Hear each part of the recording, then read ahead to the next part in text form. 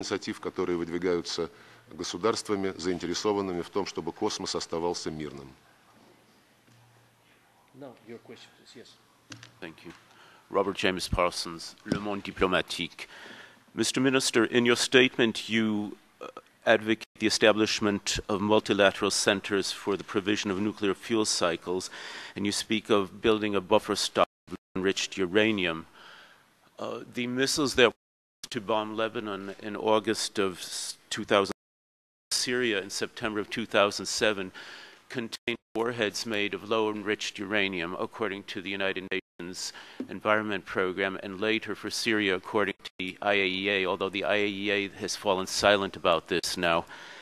It would seem that you are advocating the closing down of a regime of nuclear weapons that has now become obsolete in favor of the whole new generation of radiological weapons, which produce permanent contamination, which the U.S. has been testing repeatedly in Afghanistan and in Iraq and elsewhere. Could you comment on this, please? Вы знаете, мне это очень трудно комментировать, потому что заявление очень странное. Многосторонние центры по предоставлению услуг топливного ядерного цикла будут работать под полным контролем МАГАТЭ, будут производить не начинку для оружия, а топливо для атомных электростанций. Повторю, под полным контролем МАГАТЭ. Поэтому я при всем уважении не усматриваю связи между этой важнейшей инициативой, которая одобрена всеми государствами, и тем, что происходило на Ближнем Востоке, включая применение оружия против мирных жителей.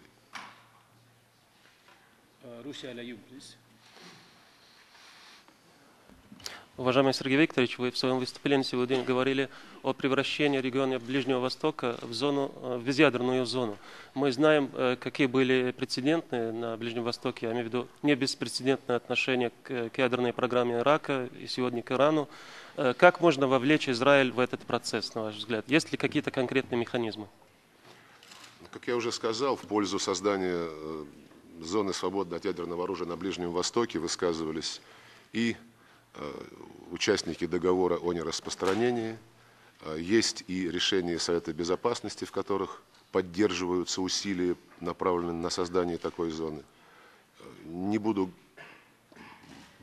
долго говорить об очевидном, это очень сложный вопрос, который завязан на многие аспекты развития ситуации на Ближнем Востоке, который существенно зависит от того, как пойдет дело ближневосточного урегулирования во всеобъемлющем контексте. Поэтому ничего, кроме продолжения настойчивого, терпеливого поиска компромиссных развязок, я порекомендовать не могу, но уверен, что актуальность этой темы не только сохраняется, но и будет возрастать по мере того, как мы все будем продвигаться по пути мирного обустройства ближневосточного региона. BBC, please. Good morning.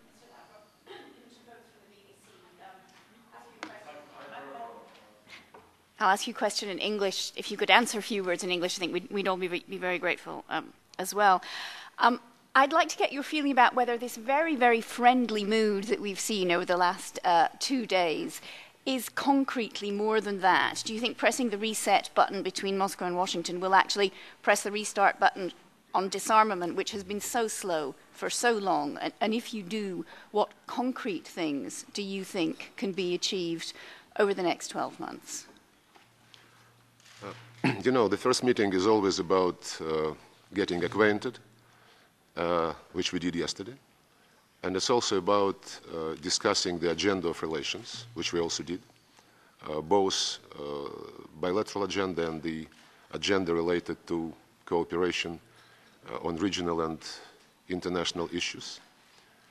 And we agreed that all issues on the table, both those on which we have very similar approaches and sometimes even common initiatives, as well as issues which are divisive, should not be left unattended.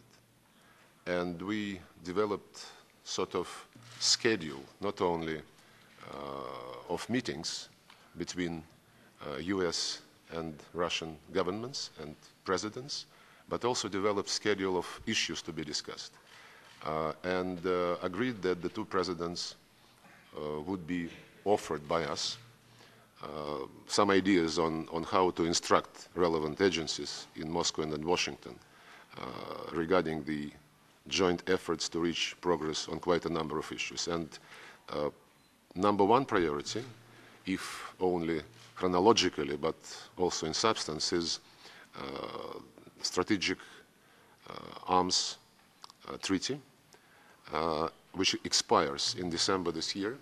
And we both believe that we need a new one, and our experts would concentrate on preparing some ideas for the two presidents to consider and to give the instructions. So, yes, it was a good meeting, good atmosphere. We did not enter into negotiating substance, which is going to be a bit more difficult, as in any situation, but we did agree that we need to concentrate on substance, and as soon as the American disarmament team is endorsed in the Senate, we would be meeting with our partners on expert level and trying to do everything to get a new treaty before the end of the year. The gentleman over there, please. Yes. Good morning, sir. John Zarakostas for the Washington Times. I was wondering, sir, if you could elaborate on the successor to START 1, if your perceptions are that that would include a cap not only on weapons ready to be fired, but also weapons in stockpile. And if you could elaborate a little bit, what sort of weapons, strategic weapons, that you consider offensive and your president says you would not like to see deployed outside national territories. Would that include submarine-launched ICBMs? Thanks.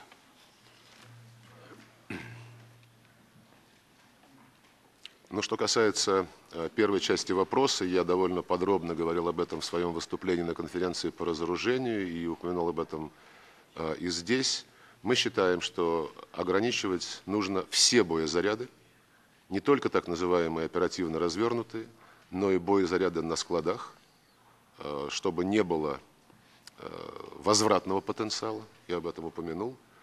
И мы считаем необходимым ограничивать все носители стратегических наступательных вооружений. Что касается размещения ядерного оружия за пределами национальной территории, конечно же, речь идет прежде всего о наземном ядерном оружии. Мировой океан не будет, по нашему убеждению, объектом каких-то новых международно-правовых регулирований. Правила, которые существуют в соответствии с современным международным правом, полностью должны оставаться в силе.